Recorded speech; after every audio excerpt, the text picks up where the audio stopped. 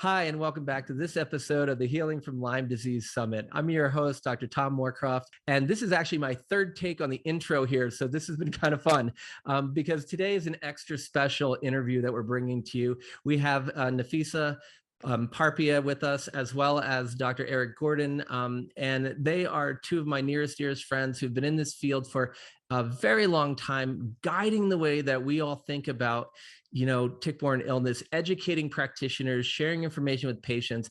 And one of the reasons that I wanted to bring Dr. Gordon and Dr. Parpia here today is that I wanted to talk, we've been on different summits together that you guys have hosted, including mold and mycotoxins and the long haul COVID recovery summit. And one of the things that we always seem to talk about is really the nuts and bolts of how to reignite self-healing and get to the bottom of it. So there's always this great kind of mix of the science and the research, the clinical aspect of working with patients. And then we always go to this crazy place called love. And we talk about this a tremendous amount in all of our interviews. And I think it's just, I couldn't think of two people better to have a conversation with, to really wrap together all the things that this summit is about. So Nafisa and Eric, thank you so much for joining me today. And I'm really looking forward to our conversation about similarities between tick-borne illness and long COVID. Well, thank you, Tom. It's just always fun to talk to you. I said I always learn something and come out a little richer at the end. So looking forward to it. Thank you so much. I always enjoy our conversations, Tom. Yeah, and this is fun because we're getting a chance to kind of, try something a little different where we've got both of you together. And it's always nice because I feel the same way. Like when we all talk, I learn so much. I learn more about mold and Lyme and long COVID, but I also learned so much more about myself as a human being. And that's really, I think, a great synergy here. So this is going to be exciting. So I was just gonna say, because you hit something. It's it's funny because I spend my life, as both of us do, sort of like trying to help people get well, and lots of times we wind up talking when we're with patients about the details. What I call these days, I've been calling the band-aids. The things you have to do in order to make people feel well enough to then really let their bodies heal. And doing these interviews actually makes me in a way think about what happens automatically and not realizing that we're doing it. And so I started to realize that when we're using things to make people to help a symptom, treat a bug, remove a toxin, we're doing all that. Okay, but at the end of the day, the thing that allows healing and return to health is when the nervous system in the brain and the psyche knows that life is safe again. And that's sort of what feeling the love, as you said, is really just what it is actually being able to let that wash over you instead of feeling defensive and scared. And how we can help people find that place is really what the work is all about. And what's cool, we'll talk about tonight, is we do need the band-aids too, though, because any patients rightfully will be really annoyed if you start off the conversation after they've been sick for anywhere from 3 to God knows how many years, and you tell them, oh, just open your heart up. Right. I'd want to smack somebody if my days consisted of like, can I get out of bed this morning? Or, how bad is my nausea? Or how bad is my pain? With like, just open your heart. It's, yeah, nice words, but when you're sick, it's hard to feel. So we do have to use our band-aids. So we'll talk a little bit about both, but I think that overarching place that healing really happens when you can open that heart, which is not easy to do. Well, I think too, like to your point, so much of what people are experiencing is this longer term suffering. Maybe they've been to other providers that haven't been as compassionate or knowledgeable even to be understanding of what they're experiencing, and they want to get better. But I think one of the things is, like in my osteopathic training, we talk so much about how the body has this self-regulating, self-healing mechanism. But we also talk a lot about this thing called the triune nature of the human being, which is body, mind, and spirit.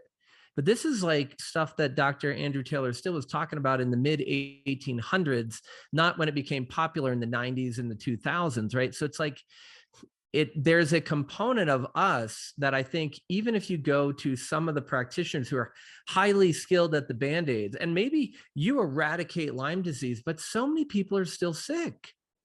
And we haven't treated them as that whole person. So when you say that, Eric, I mean, it just really resonates with me as well. So I mean, so many people come to our clinic, come to see us, and you too, I'm sure, and they have trauma from the medical establishment, from family members maybe, or friends who didn't believe them. So there's this trauma that people feel just by being in their bodies when their bodies are sick, right? Or when their bodies are out of balance. They don't know how their body is going to react from moment to moment. They don't know when they're going to feel pain or where they're going to feel pain.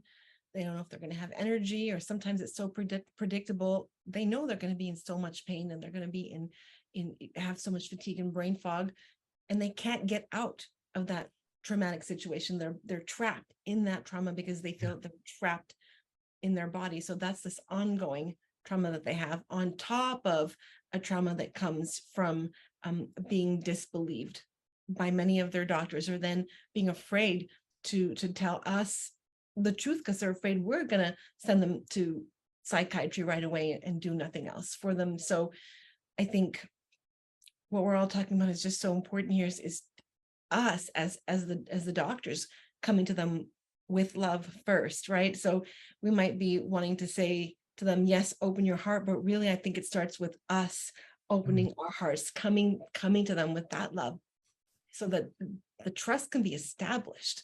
And then once we come to them, we'll see their hearts flower open as well. You know, I think you hit on something so important, Nafisa. It's like I always say, like, you know, as a parent and trying to parent in a semi-conscious way as best I can, despite all of the things that make me who I am, is like your kids, you're so much more influential over your kids than you would ever imagine. And even when they're kind of giving you a little bird as they get into their preteens and teens, they're still listening to what you're saying, right? And your partner, always paying attention. Even if they're disagreeing with you, you're still influencing them. All your friends. How many of you listening have had a friend or a family member call or text and ask what you think today? Everyone cares what you think, and they're always looking to other people to support them. So I think that leadership is a really critical component of what we do with our patients, as well as our friends, our children, and our partners. So if we can, so if I want to teach someone else about love, there's only one way I can do it. Is first I have to learn how to love myself, and then I have to share that love with them and allow them to have an experience of something that they may not have had before. They might not even have the ability. I mean, do you guys see that? Yeah. All the time, right? Yeah. I mean, for me, it's, being able to sit in the space and just honor that being. Because, the thing about being a doctor is we start off loaded with judgment, okay, like in training. I always have to remind people is that we're not taught to be accepting, we're taught to be a detective, okay? Mm-hmm. And again, the detective is important because you want to find out where you can intervene in the system and help, but the detective is just is not very opening, is not very accepting. And really, to understand and to really be a good detective when people have chronic illness is acceptance of where you are and they are right off the bat. Because one of the things I always tell people is that it's easy for me to tell them how to find joy or how to find relaxation, but that's how I find it, and I remember I had a teacher one time, and I told him I needed more will, and he said, "Oh, just do the cross of gold," which is a Buddhist technique of standing with your arms outstretched at your sides,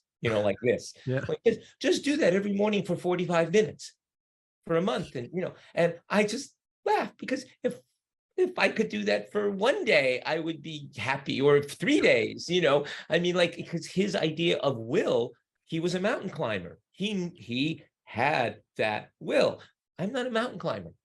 I take a walk. I want to have lunch. I mean, so we have to understand that there are people who are naturally easygoing, and there are people who are naturally a little more pessimistic and scared. And so that's all. Just meeting people and seeing who they are and letting them see who we are. Because I just think, because you brought this up, I haven't really thought about it, but it's that dance between doctor and patient and human that is going to allow what we do and what we offer to actually have fertile soil.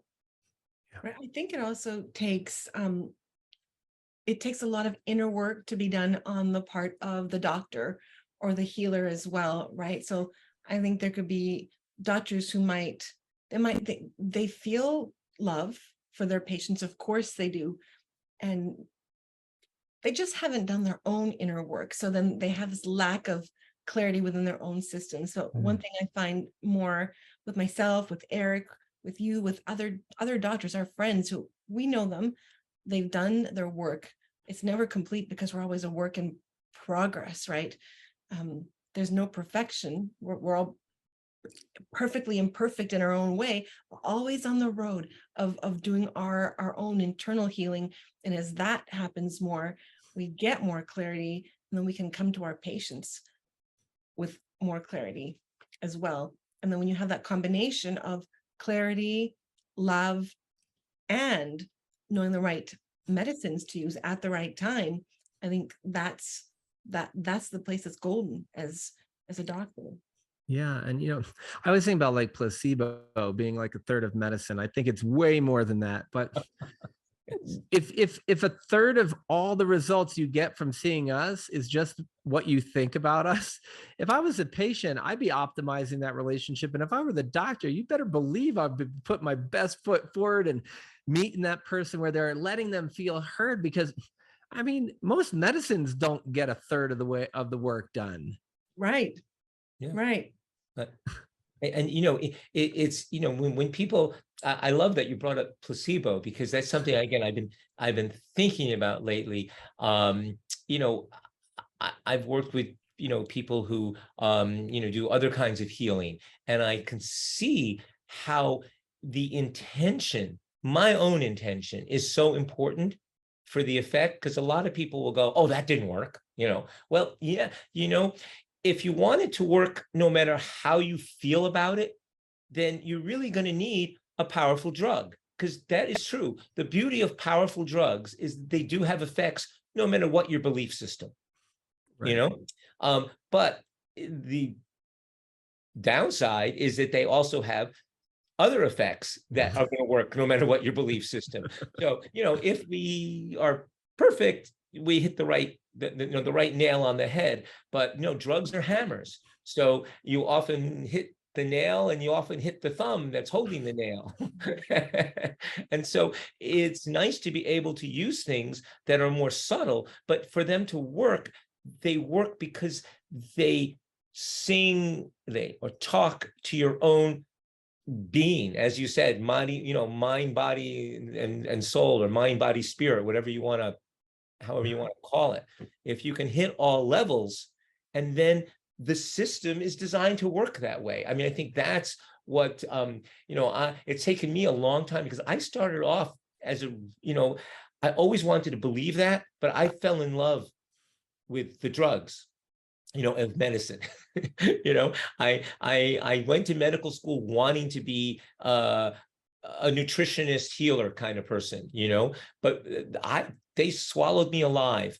I lost that vision by the third year of medical school. The magic I saw in the hospitals of like what we could do and save people at that moment of, gasping for air and make them feel better. It was like, oh my God, this is so cool. And it took me a bunch of years of doing that and realizing that, I can do that, but that's not where the real healing happens. The real healing happens afterwards. You can throw in the stitches, but then the body has to do the healing.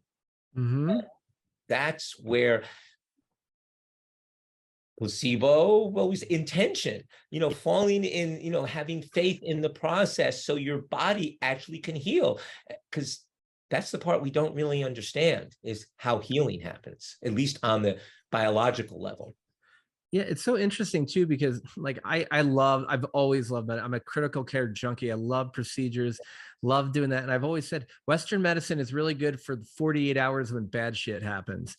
And other than that, look elsewhere. I mean, it is a rare condition that you can't do at least the same with a more comprehensive approach, and I think part of the placebo that people don't like is we don't understand it. We don't know what it we have. It's so powerful that we have to control for it in drug studies. And if your cholesterol lowering medication works 8% more than placebo, you can now sell it for millions and trillions of dollars. It's like, that makes no sense.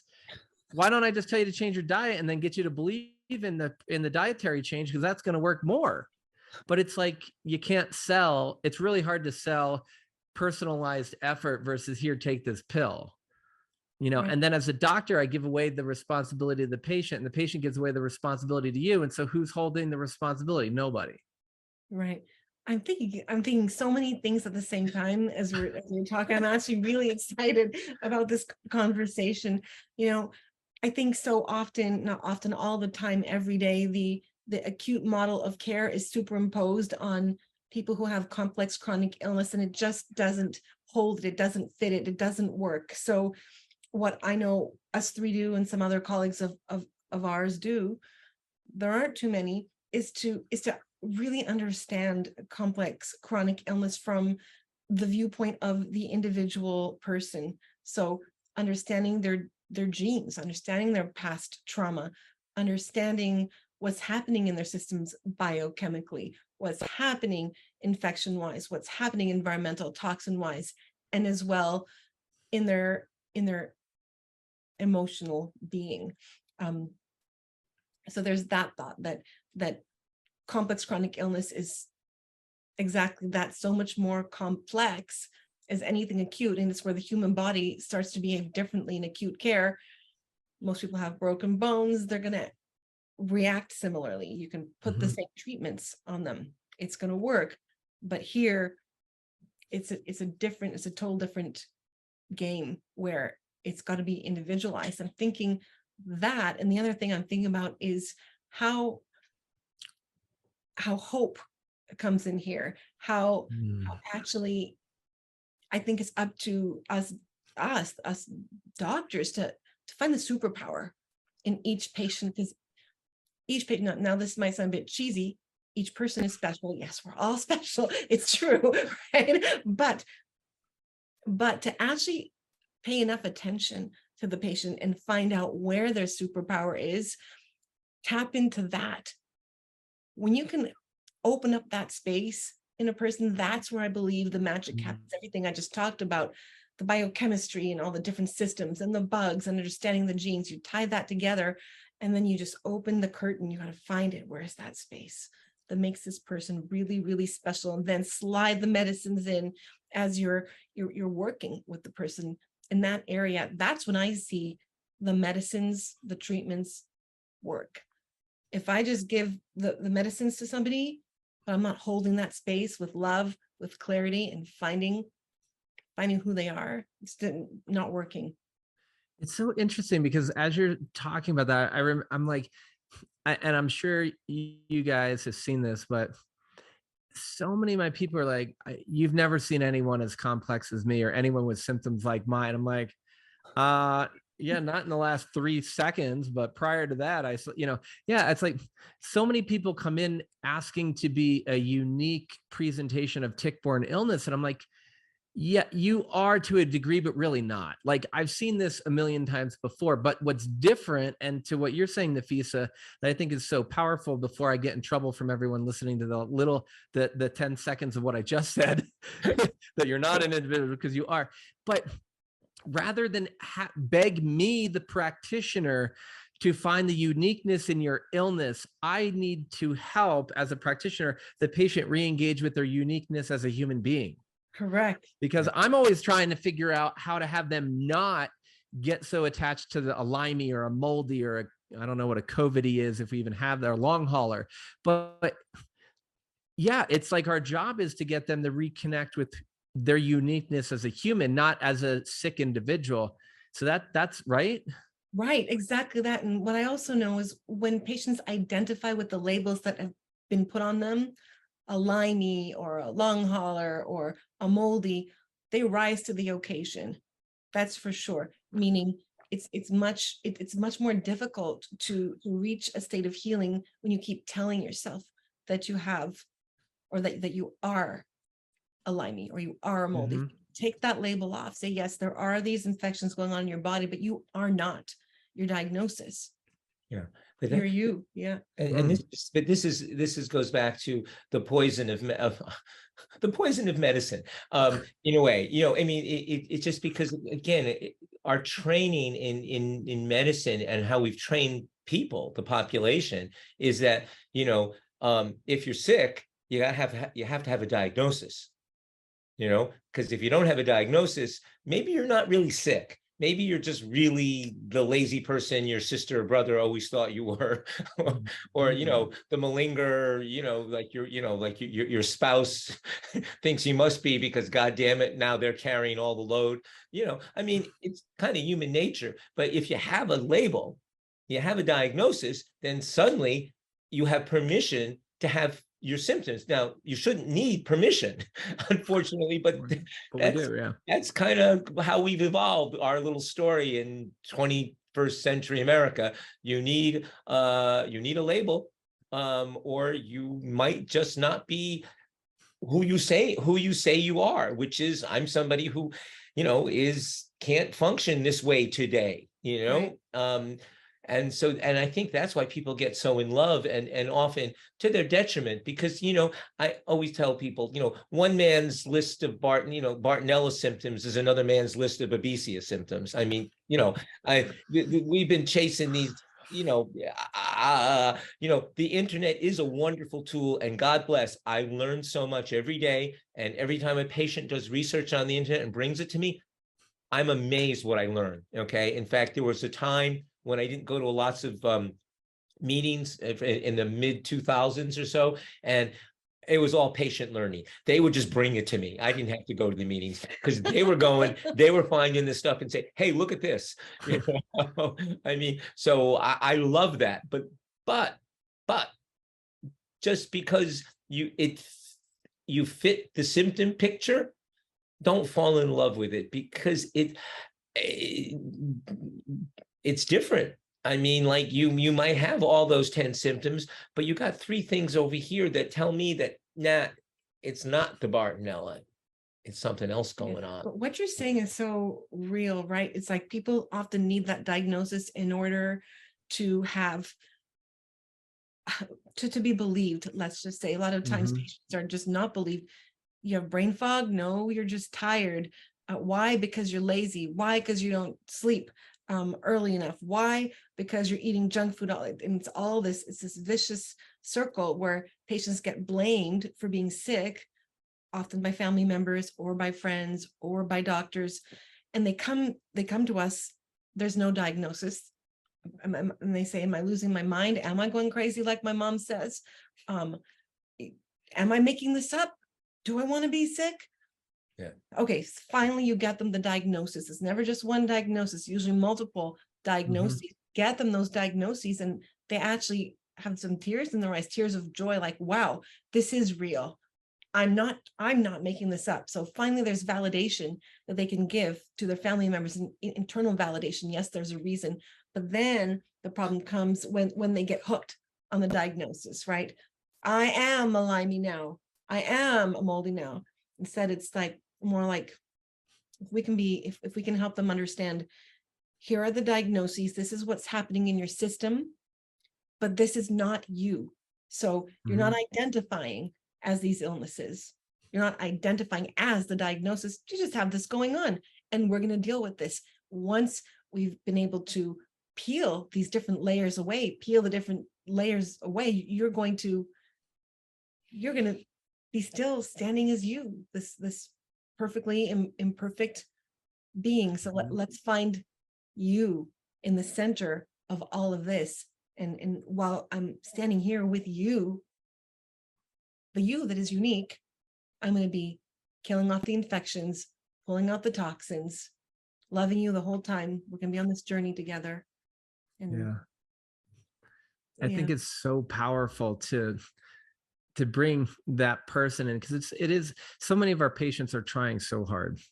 They've done so much. They might not even have the reserves, but it's like the diagnosis, like you said, is just validation of something going on. I just saw a new patient today, and he was like, it's literally the workup this guy has been incredible. They checked for everything but not Lyme, because the doctor was like, well, but if I check anybody in Connecticut with Lyme, I'm going to find that they've had it. So why would I check you? And it's literally the only thing they didn't look for. Then they finally did some testing, and like Lyme and Bartonella and tick-borne relapsing fever, blah, blah, blah. But what's really interesting about it was then he was like, this has been so helpful, because I know what it is. And I know you're the first person who's been able to say it's more likely this than not. And he's like, all right, so now I'm going to just do whatever you tell me to do. And it's like, I am the most compliant patient. He's like very goal driven. He's like, I'm just going to do it. But it wasn't like, oh my God, I knew I had Lyme, and like that whole story behind it. He was like, I know what's causing my symptoms, most likely, and I'm willing to do what it takes to get better. So then he said, tell me how to get better. And I was like, granted, he has the bandwidth that some of our patients don't have. And it's only been like 3 or 4 years from the start of on symptoms till he got to me. But it's just, that's the power, because it's so centered in himself. And, it's easy to meet someone like that. And for other people to be open and set the place for healing. Because to me, I don't want to heal you from Lyme disease. I want to heal your whole being. And it's like, as an osteopath, even a friend of mine hurt his leg skiing the other day, and I was doing some work on his leg and just loosening up a loose muscle. And I was like, we had been out all day, and I'm just kind of doing a little thing, and I'm like, oh, it's almost done, but something's not letting go. And I go, oh, wait a second. I've been sitting on the couch talking to him and his hubby, and we've just been bullshitting. And I've only been focusing on what's between my hands, which is from his foot to his knee. And I go, wait, he's an entire being. And as soon as I paid attention to his entire being, the last little bit of what was stuck released, but it was outside of my purview what actually happened. And I think that's the thing that like we're afraid of in modern medicine, is not knowing what fixed it. I don't care. I just want you better. Totally. Yeah. No, I think it's funny that we're really,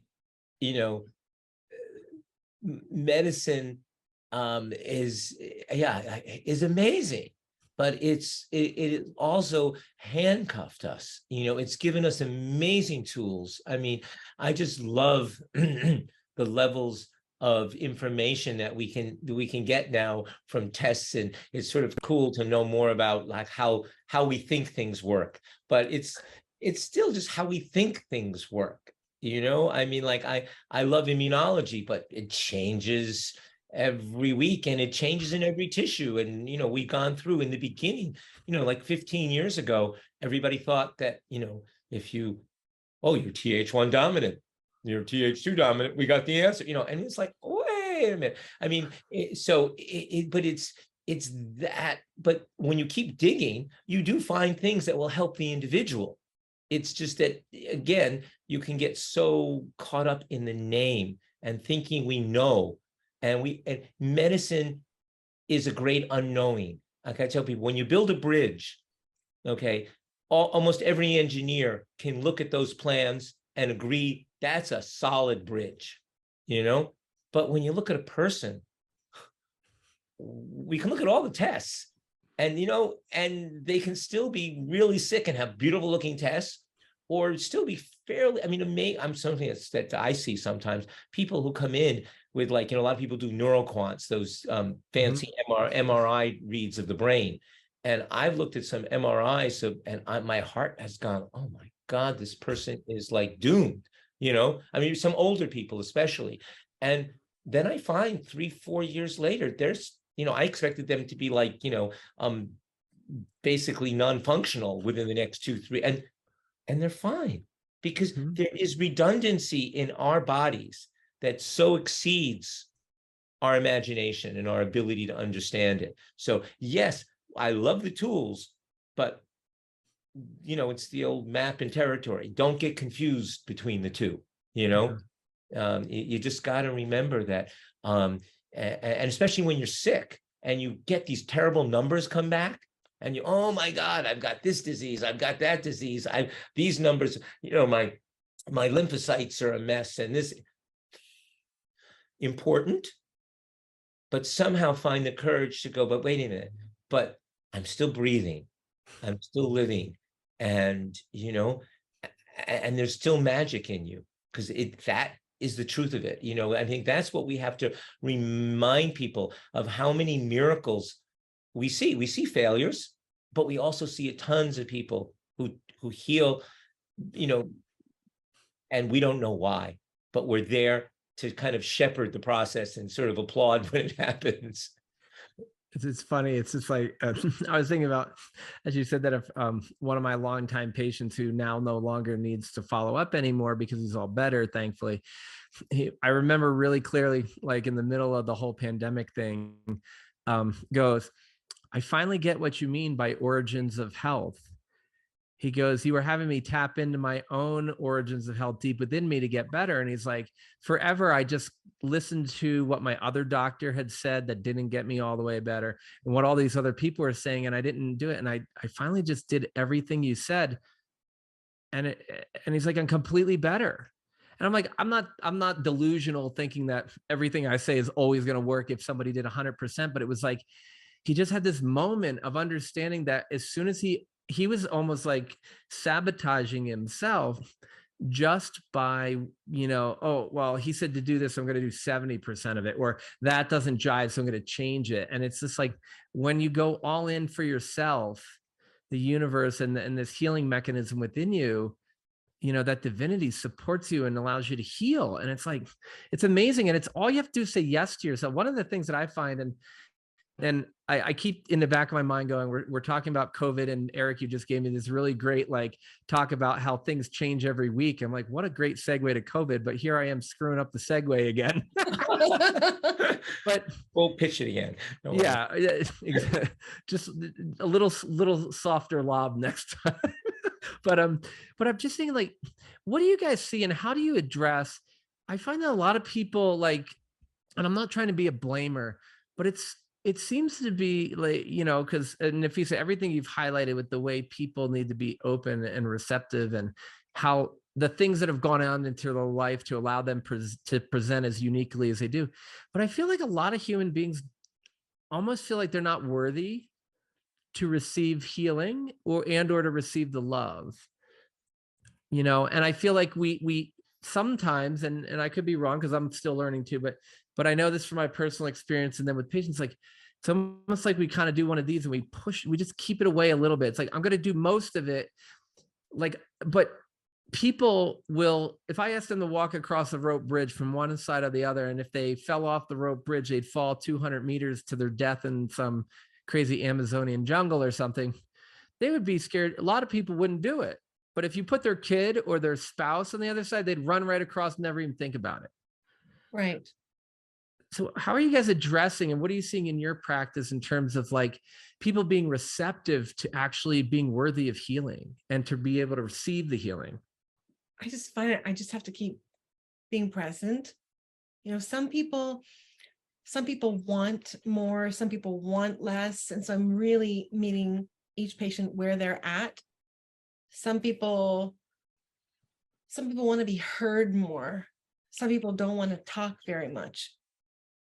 So it's just like, how for the person who doesn't want to talk much, I wonder why that's happening. I might address it. Sometimes I might even say, is there a part of you that's afraid of healing? Very often I'll get an answer, yes, and then they'll say, it's not that I don't want to be better. It's not that I want to be sick, but it's that when I get better, I don't know how I'm going to fill my days. When I get better, I'm going to be a new person. And I don't know who that new person is. I don't know what to do as a better person. And so that's one example of why someone might not be feeling like they're worthy of love, because they might feel like they're not ready to heal. So I'm trying to understand each person where they are, meeting them right there. You can't push anything on anybody either, right? Sometimes I might say to somebody, if you're not ready, that's okay. Then you're not ready. We'll take this slowly. When you're ready, you'll know. You know, in the meanwhile, you can talk to me or not talk to me. You can do the treatments or not do the treatments. You're free, right? You can do what you want, but I don't think you'd be here talking to me if you didn't want some kind of healing. You're here for a reason. What is that reason? And then we'll come up with whatever the reason is. Yeah, it's interesting too, because I think about the whole safety thing that you talked about a while ago, Eric. Is like, I find a lot of people don't feel like to your point, Nafisa, like, how will I even be? Like, it doesn't, I'm so comfortable in this place, the comfort zone that I'm in, that obviously is not good, but it's just like, but the unknown is also a thing that triggers some of our fear. And I know we can wrap back into that. I do want to kind of transition a smidge, because I love this conversation and it's so important. And I think that the pandemic conversation is what sparked all of us to talk about the beginning of this, and like all of our conversations, because it's where the true healing comes from. What's going on with this long haul? Well, maybe we can start with long haul COVID and bring it over to tick-borne illness, because I'm sure some of the safety plays a role in all of this. But what are you guys seeing? Because I mean, you just did a whole summit on long haul COVID, and what is long haul COVID? What's going on sort of out in the world these days? So we can talk about maybe a little bit of Band-Aids too, because Band-Aids are good. Sometimes they have really cool designs on them and it makes kids laugh. And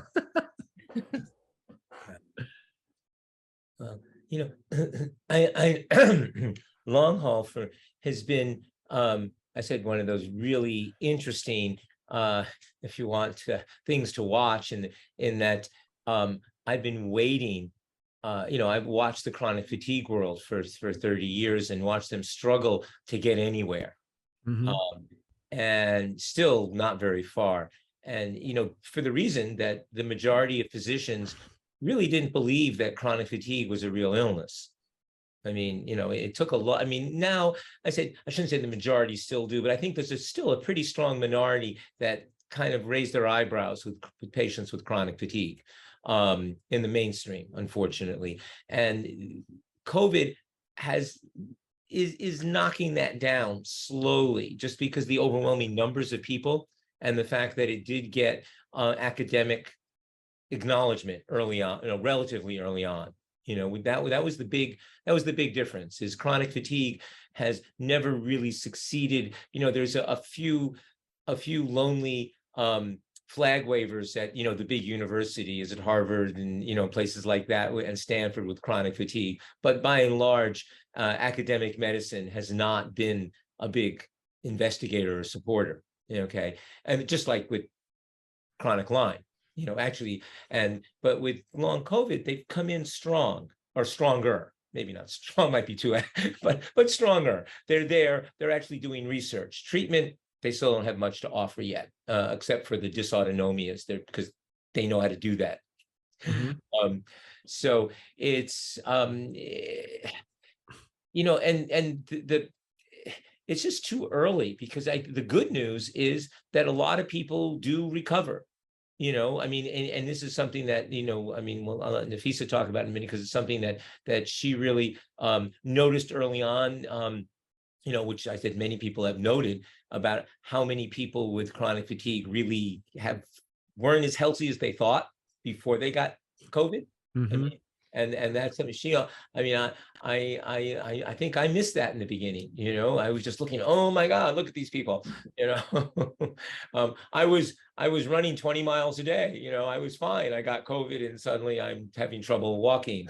And because in the beginning, I saw a lot of people who came out of the Bruce Patterson, his his testing in the beginning, right? And like, what was that? I guess it was the summer of 21 or something like that. Mhm. You know, so those were, because we didn't see a lot of our patients in the beginning. We didn't see that. Okay. Right. I mean, that's another thing that I'm going to let somebody else talk on it, but it's something I really want to emphasize that shocked me when we did this overcoming long haul and chronic fatigue summit. We got to talk to a number of doctors who do similar medicine than we do, you know, all over the country, and a lot of them, several of them in areas that were really hit hard by COVID, by especially the first, you know, the first wave and then Delta, you know, and they had the same experience we had, where our patients, even those that got COVID, didn't do, you know, they didn't wind up in the hospital. I mean, not everybody sailed through it, you know, perfect, but they didn't wind up in the hospital, and we didn't see long COVID. And these were people who we thought for sure, and they thought, they were scared that this was going to be the end. They were going to get long COVID, and they were going, I mean, they were going to get COVID, and they for sure were going to have a long-term exacerbation, and they didn't. And I think it's because those simple kind of things that we have people on, like making sure their vitamin D is good, and, you know, I mean, really stuff that we don't even notice because it's so basic to what we do, it really made a difference in their immune systems reacting appropriately. Because remember, long COVID happens because your immune system missed a beat. It doesn't happen to most people. So anyway, I'm going to shut up for a minute because I can keep going on this for a very long time. So I'd say that sometimes it's the simple things that help, but most of our patients who were our patients prior to the pandemic and might still be our patients, they had many infections going on at the same time. Lyme, co-infections, concurrent infections like Epstein-Barr virus, Mycoplasma pneumoniae, cytomegalovirus, HHV6, mold issues, parasite issues, infections in their sinuses, infections in their jaw. Let's face it, our patients have all these infections all at once. Typically, not everybody, but I'd say the large majority of our patients have got a multitude of infections and many, many toxins, environmental toxins and biotoxins. And you put this combination together of infections and toxins, and what happens, you get immune dysregulation, a hyperactive immune system, along with the weak immune system. Hyperactive meaning they've got mast cell activation syndrome. They have autoimmune conditions. Weak meaning they can't mount the appropriate immune responses to kill those infections I just named. And who knows, other ones they might have as well that have been undiagnosed. So they've got immune dysregulation, and there are patients. What are we doing for them? We're modulating their immune system a lot of times with peptides, or we're in the middle of pressing on those infections, killing those infections. So then along comes COVID and the flare of inflammatory cytokines, or the inflammation that spike protein brings on in most people who weren't our patients, who do have long COVID. It woke up dormant infections, brought those infections to the surface with our patients because we're already treating those infections. They got COVID. There wasn't a rise further in infections because we had kept those infections at bay, or we're already modulating their immune system with more intensive therapies. So then when there was the opportunity for COVID to come in and cause the immune dysregulation that it did in many people, not so much the case in those who were already our patients. So the people who became our patients with long COVID were the ones who were not previously our patients. But then we found that they had the characteristics. When we ran the diagnostics, they had the characteristics as the people who had been our patients pre-pandemic were those people with chronic Lyme. But we know it's never just Lyme, or rarely is it just Lyme. It's Lyme and all those other things I've been talking about. So what makes a long COVID patient is very similar to what makes somebody a chronic Lyme patient. That's what I've noticed. This combination of different infections and toxins. It seems like underneath, I think that was the point that you were making. I just want to emphasize, because that's what I think people miss, is that you might have felt great, you know, except you were more tired. You had to sleep on the weekends to catch up. But or whatever, but you were operating at 90% of where you should be. And for most people in America, that's very good. They just didn't realize that, well, but when they got mono when they were 18, they were in bed for 3 months, but they recovered, but not 100%.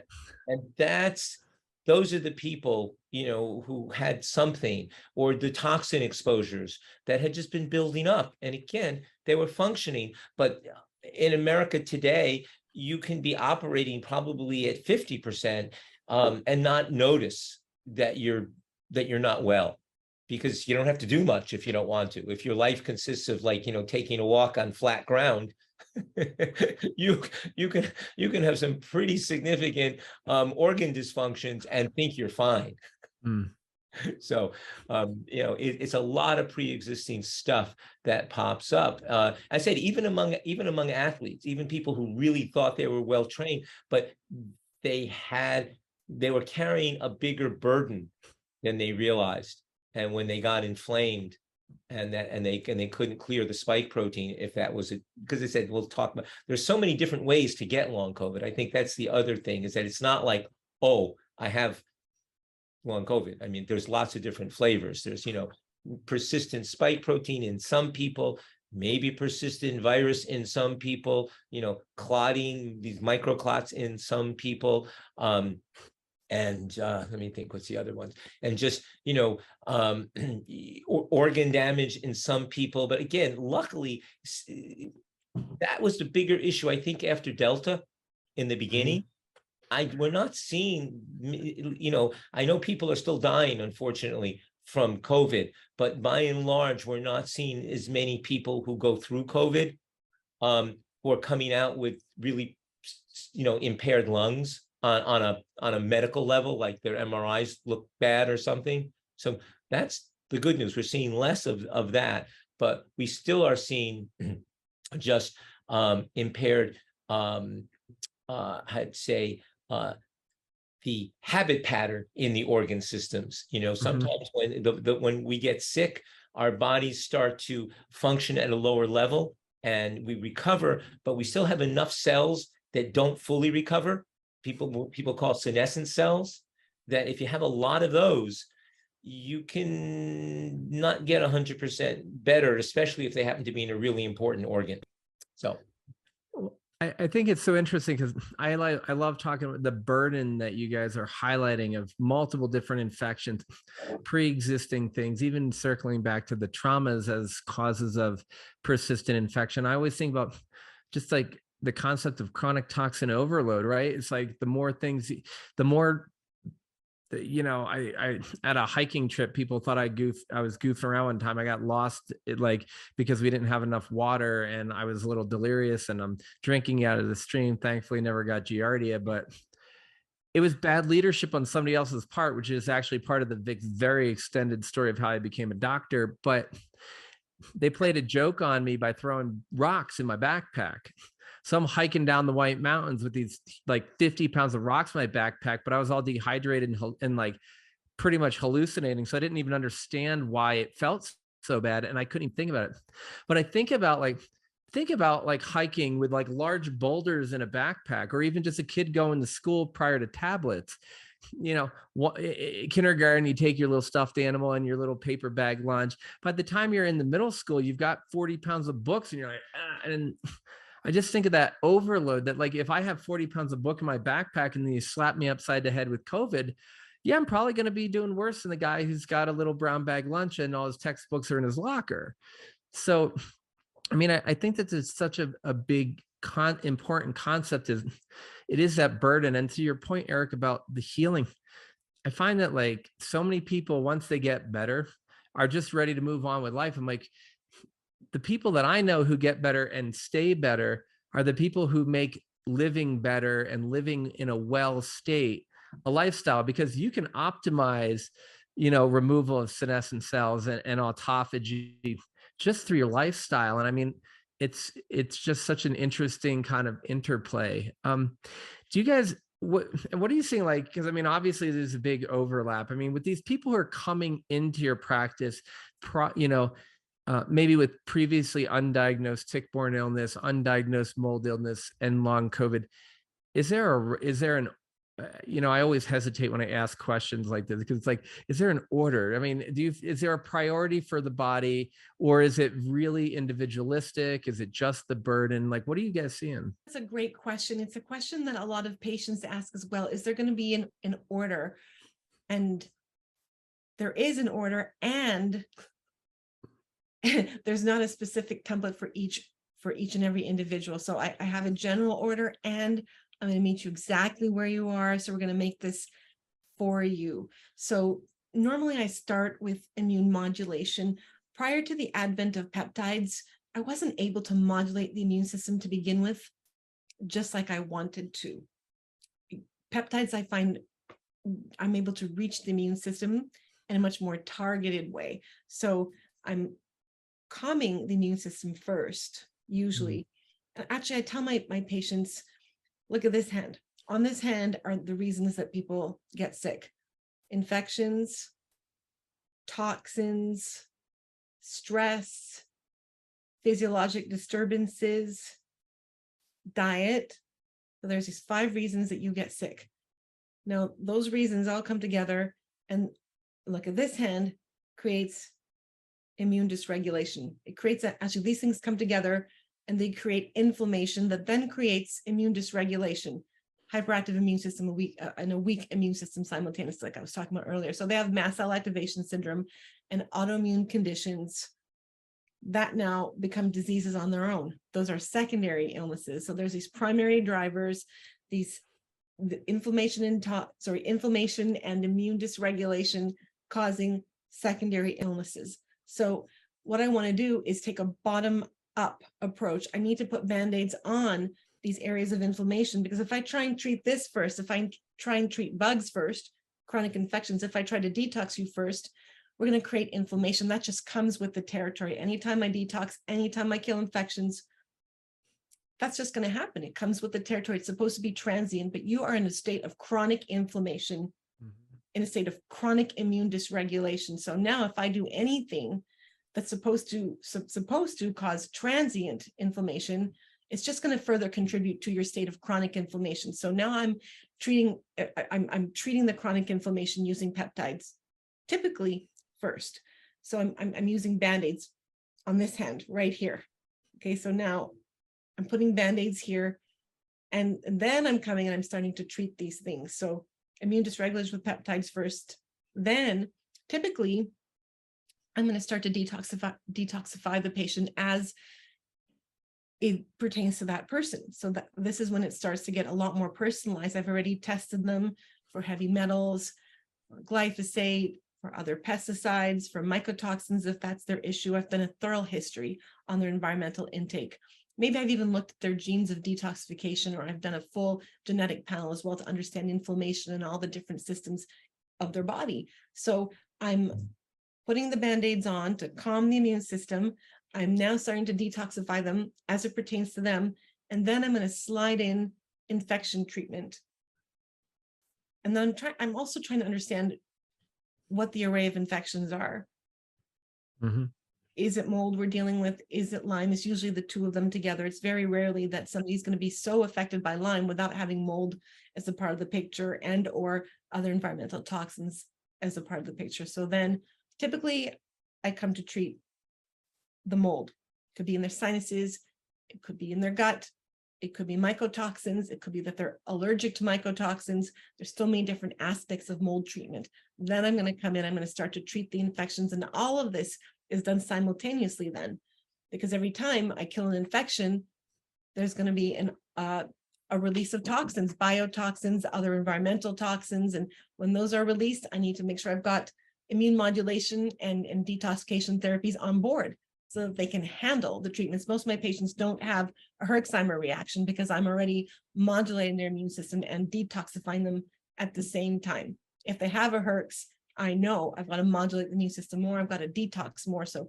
that's the general order, but it's different from each person. Let me just throw the love in there. Throw in meeting the patient where they're at. So there's all these technical things that I'm doing, but the first order is love on my part. right? And just being there for the patient, listening to them, understanding who they are as an individual.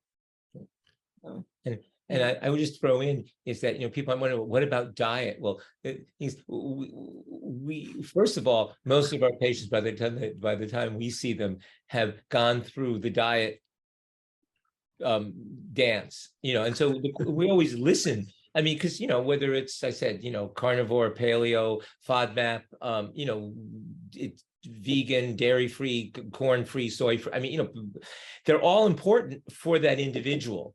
And so that's a dance that happens on the side, because it's been done. I mean, if we have, we never see people who just get ill recently. And I said, they've usually gone to some very good practitioners. And so they usually have worked hard at those things. It still might not be the right one for them, but so we're always, that's, I said, the basics, like, the home environment and, all that stuff is just, that's just got to be taken care of. But I think Nafisa did a really nice outline of our approach. And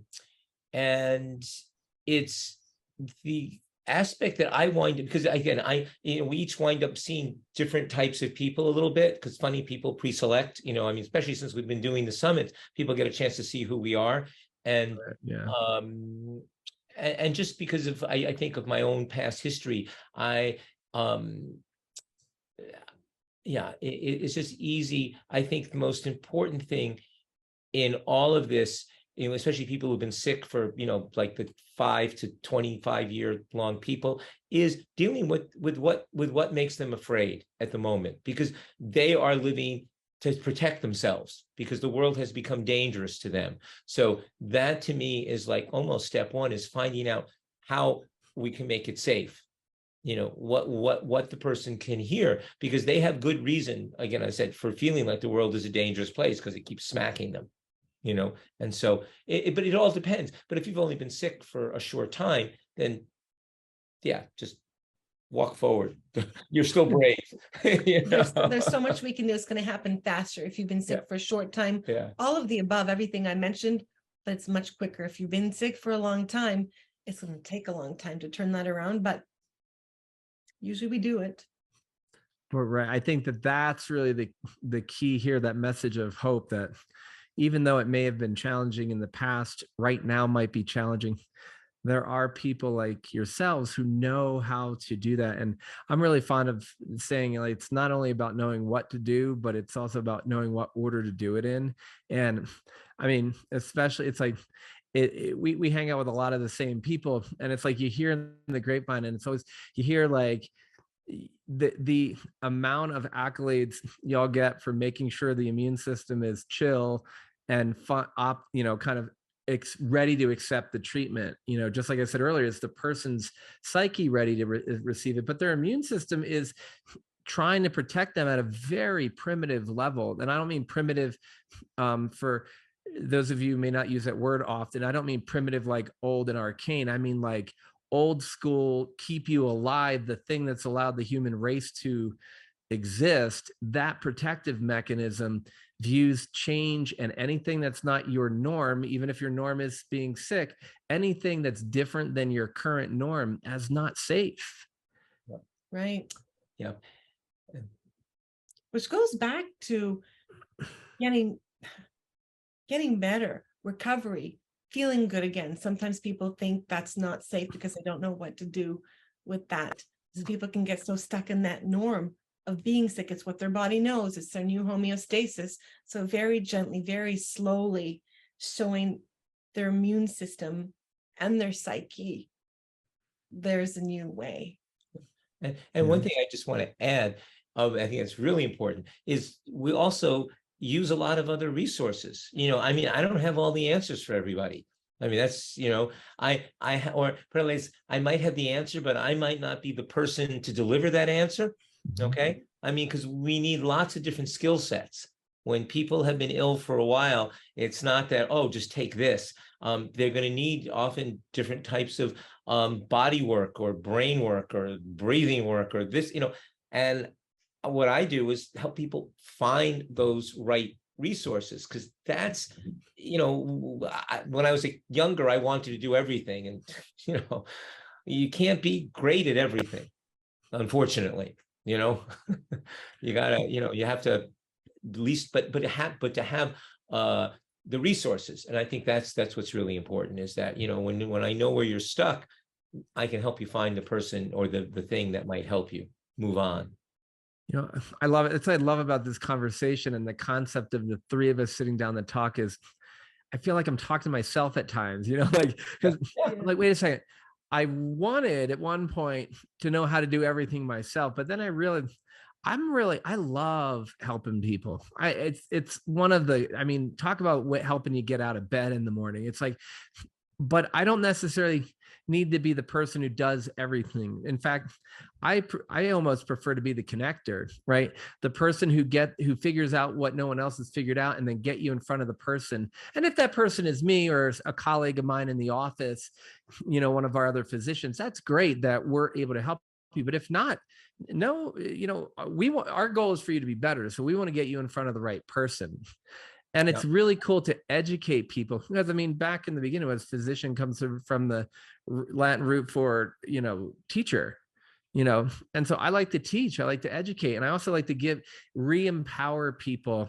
And that's a large part of what this Healing from Lyme Summit is to give you those Band-Aids, to give you the science, to give you the clinical experience of people. But if you notice, so many of the folks that we've been talking to who are world-renowned chronic illness recovery experts are telling you the same thing. There's your part and there's their part. And the more you do your part, and the more you give them to do their part, and the more you pick a person who resonates with you so that they can optimize the part they do, the quicker you're going to get better. And that's what I love about this conversation. You guys are just like, every time we talk, I get so stoked and motivated to, go do it even better. So same here. Thank you. It's been so much fun, as always, just to share ideas. And the fun thing is that, we